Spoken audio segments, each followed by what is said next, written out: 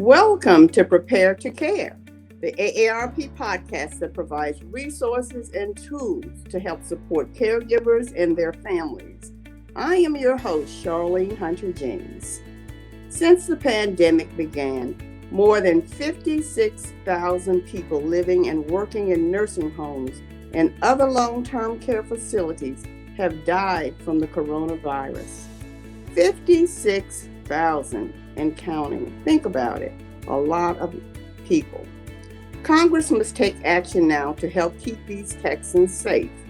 That growing number is why AARP is urging Congress and the administration to act now to protect our residents who call these facilities home.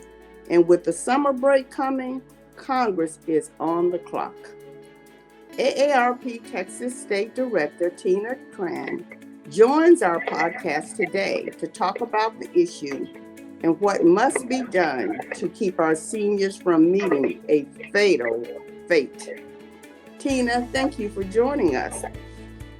Thank you, Charlene. I'm glad to be here with you today. I mentioned 56,000 deaths in nursing homes and long-term care facilities, residents and staff. So what's going on? And actually, I have a grim update for you. The number is actually closer to over 59,000 at this point. And really, that's an update just in the last few days, really because we're in a crisis situation. As you know, disproportionately, residents in nursing homes, as well as the staff, the people that care for them, are being disproportionately affected by the COVID-19 pandemic. What's really happening is that there's very few defenses that residents and staff have to COVID-19 once it has entered a nursing home. So what we're really asking Congress to do before they go on recess is really 5 things. We're asking for adequate PPE and ongoing regular testing.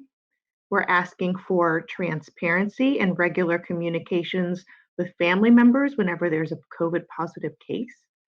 We're asking for virtual visitation to make sure that residents have some form of connection with their family members and other loved ones.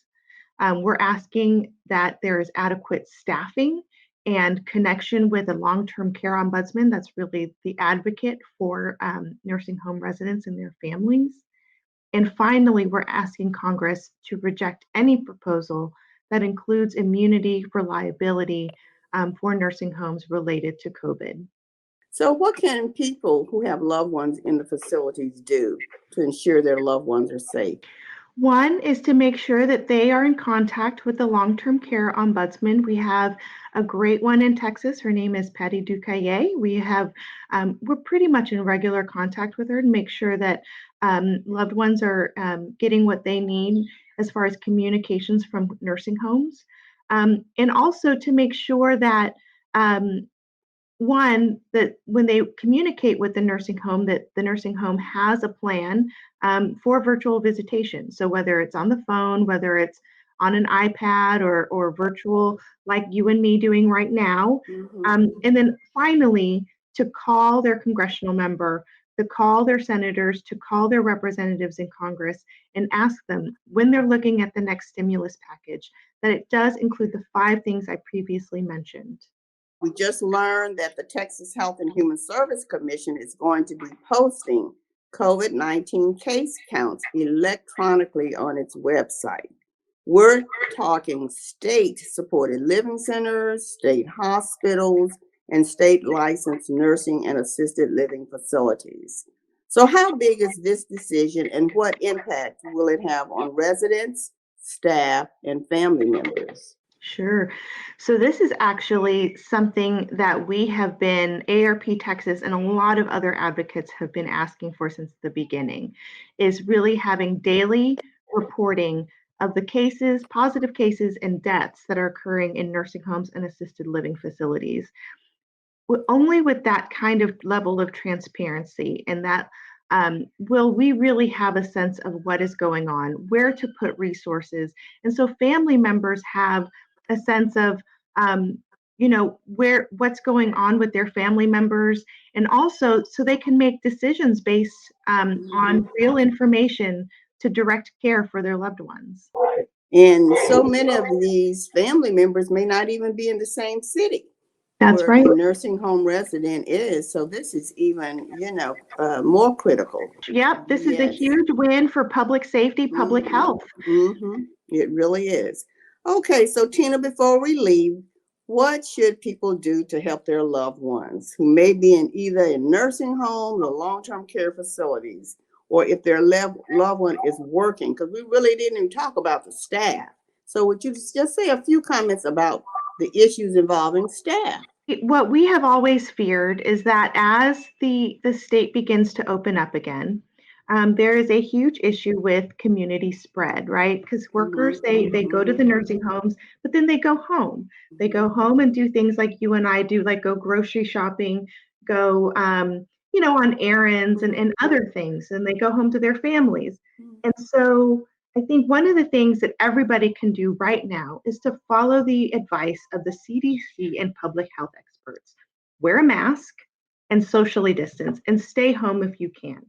That really limits the community spread. That's what we're hearing from all public health experts. That's one. And also, if you really do care about, the staff that is working in these nursing homes, call your senators, call your congressional members. And if you don't know who they are and you need some help in figuring out how to get in contact with them, you can go to aarp.org/nursing homes. And really, it can, you really get all the information you need to contact your representatives and ask them for these simple 5 things that will really stem the loss of life in nursing homes. And that's really including the residents and the staff. And while we're saying family, just know that the community at large, these are people who have lived in our communities. And so we all have a responsibility, whether we have someone in the home now or not, to speak up and speak out to our congressmen so that we can make sure that the necessary corrective actions are in place. Well, Tina, thank you so much for joining us today, and we want you to stay safe and be well. Thank you, Charlene. We encourage you to follow the Prepare to Care podcast on iTunes, SoundCloud, or at www.aarp.org/HoustonPTC.